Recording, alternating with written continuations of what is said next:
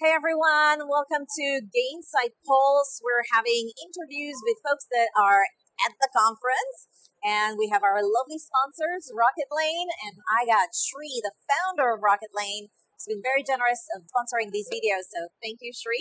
And our guest today is Peter Wride.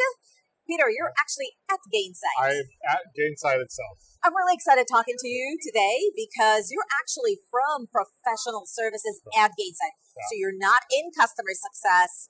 So maybe you can share a little bit, like, what do you think is the main value that professional services bring to the success of customers and to the customer success team? Absolutely. So you only get one chance to make a first impression.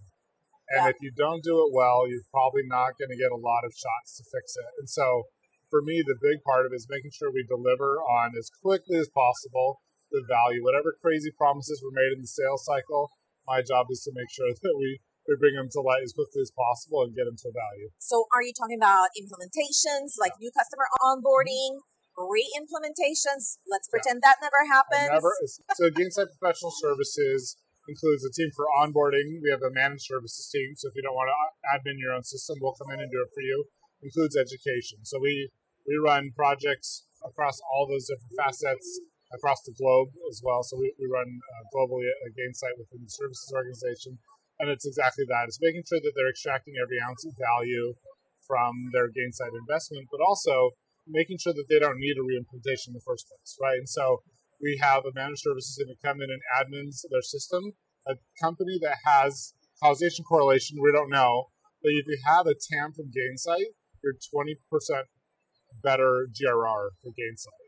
So there's a huge value prop to our CS teams and to our customers to work with us on an ongoing basis. You get more value, they're more likely to stick around. So is your team to drive that behavior? Is your team compensated on time to first value delivered? No, so we're based on utilization and MBO metrics. Utilization of the solution? No, breadth and depth? Like what are we So we've had in the past, we can't transition a customer out of onboarding until we're meeting certain health metrics. So they don't actually get to leave, regardless of scope, SOW, etc. Customer is getting value, regardless of happiness, because happy does not equal value. Right. But we were talking about first value delivered. That's not necessarily equate to happiness. Them being happy about it. Exactly. Yeah. Hopefully they are. And we're very proud of our NPS, but that's not what we're here for, right? We're here for value. So what is the team? You said utilization. Yeah. So what does it translate to? How do you measure utilization? So utilization is just of the team themselves, the billable utilization within a given quarter. So how many hours a week they're logging against their tasks. The team itself. So their productivity level. Yeah. Productivity. Okay. And what was the other metric? Then MBO. So this can range from NPS on your projects. It could be forecast accuracy. It could be any number of operational metrics that we've been. So they're not compensated on getting value to customers. Right. Okay. How do you motivate them to get value? That is, to me, the reason I came to Gainsight is the answer to that question, which is, what would professional services look like at the customer success company? And it can't be I finished the SOW. It can't be I got my utilization free. It has to be something more altruistic. And so we built a team of people who just love delivering value. And so we measure that through NPS and time to value and all that other fun stuff. But the individuals aren't compensated on that. You don't get to decide if the customer is going to be happy with you, right? So as far as what they're compensated on, it tends to be a little bit more operational than the more altruistic version. Okay, but you are very passionate about, in general, how the professional services fits into customer success methodologies, because we always pitch customer success is not just a function, it's actually a strategy for the entire organization. So how does customer success methodologies impact your team? Yeah, and at Gainsight, we are always asked, like, what do our other people using Gainsight? So we're always being held to this really high bar of exposing to them customer success best practice. So my team, whether or not they like it, has to live up to this bar every day of espousing being the customer success banner carriers. And so we carry a book of business essentially. Now, we're not the only ones in there, but I carry a significant portion of the ARR at any point in time is touched by my team. I feel a deep empathy and a deep need to make them successful as part of our GRR, as part of our NRR numbers as well. And so that's a big part of how we play into the CS space within our company. But just making sure that customers come out of onboarding in a place that they're using the system, they're getting value from the system.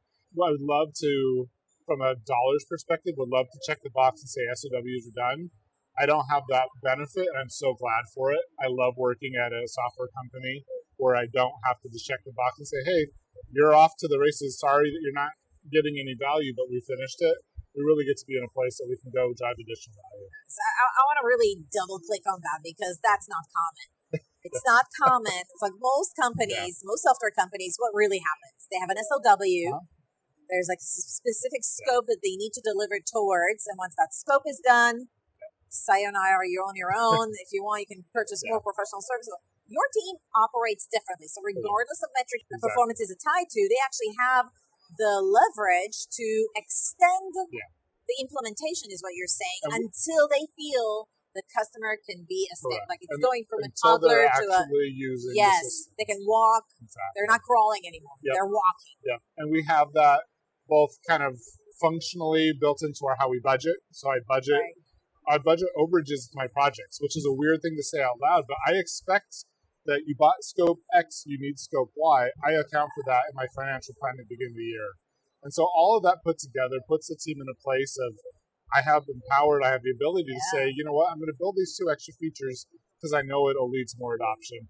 And we also love to have fun. It's Gainsight. So we have DJs at our go lives. At the keynote today, there was a video one of our customers made on their own of them dancing and playing the drums to a song they made up about Gainsight. Like, we want customers to be excited about it. And it's a pure play change management. It's not, there's no dollars ROI on us investing on a DJ, right? Right. We might as well have I should just hire a DJ because we use them so often. But there's something about that first exposure to the system, new users, it's a new way of life on their day-to-day basis. And the team, that's why you want to work at Gainsight, is you get the chance to do these things that are abnormal. Like, you don't have to, like, we stick for our SOWs, but it gives you the leeway to go a step beyond and deliver exceptional experiences. How many people do you have on your team? Total services at Gainsight's about 150 people. Just on professional services? That's between, so our consulting team's about 60 people, operations, and then I have upgrades as well. So all of our customers moving from our legacy platform to new platforms. I think it's a really nice environment not to be on the hook to deliver towards scope and feeling like you have the leverage to just expand it if you need to, just to make sure that the customer is actually being able to leverage the solution to their benefit. That's a big perk. So do you agree? Absolutely. Are you going to completely change your team's way?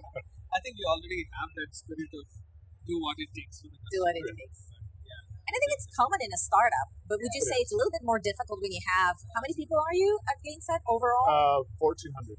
1,400. At that scale to do that, one would argue that it's a big risk from a financial standpoint. It's a bigger risk to not renew your customers. To not renew your And customers. that's why I years ago worked at a services-only company, and I hated it because everything came down to that one engagement.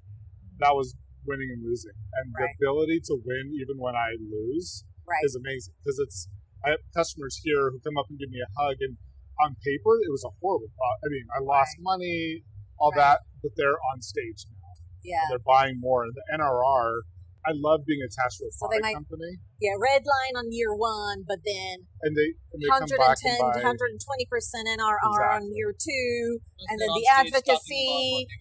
You got even more business. You expanded the funnel. Yeah, so one of my personal core metrics is we call PSQAs. We love unique acronyms at Gainsight, which nothing but anyone else. Qualified professional services advocates. Qualified advocate. Nice. Exactly, yeah. And that's people who I can get on stage or on a call and say, services at Gainsight delivered an exceptional experience for us. You should use them. You should work with them. And again, I have that post-live team as well. So if I lose money on the onboarding, I'm making money on our post-live engagements. And so it's a robust, you win some, you lose some, and you just got to pick your battles. Very nice. How long have you been doing that no SOW? Well, there's an SOW. It's just we're very lenient with our team.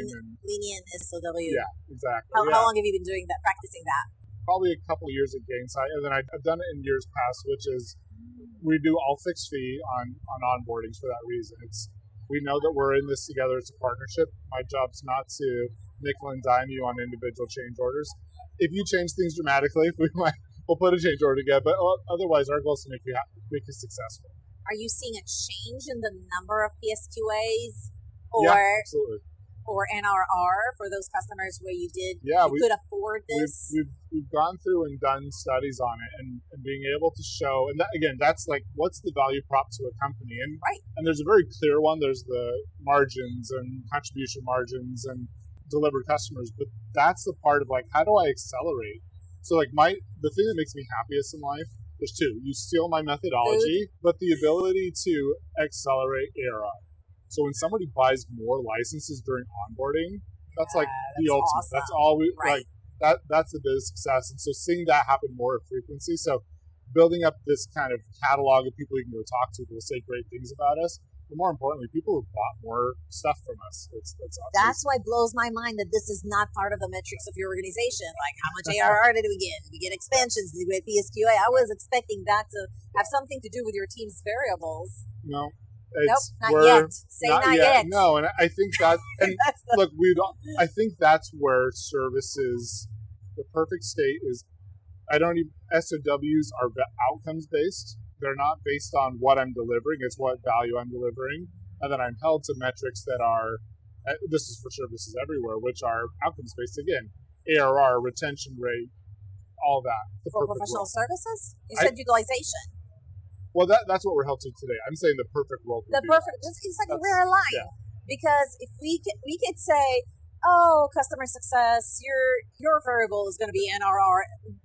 Why shouldn't that impact you? I mean, it's the same. I think the reason we don't today is because the time is too far away. So my team, I'm onboarding them in year one on a 3-year contract. We're not always involved still at that point. And so you try to tie the metrics back to what's happening in the moment. Fair enough, but you could say PSQA. Oh, 100%. All day. Okay, we got an alignment on that. Just wanted for the record. Percent churn in year one. Yeah. Upsells. I was going to say, I like the altruist, the good ones, right? So it's upsell, accelerated revenue. Upsells. That's it. NRR, new products sold. Yeah, I'm done. As a reminder, we are sponsored by Rocket Lane, the #1 customer success onboarding platform. Thank you, Sri, for allowing this to happen. And Peter, you're awesome. Thank you. Thank you for playing around. All right. You did great. We'll do all right, we're wrapped.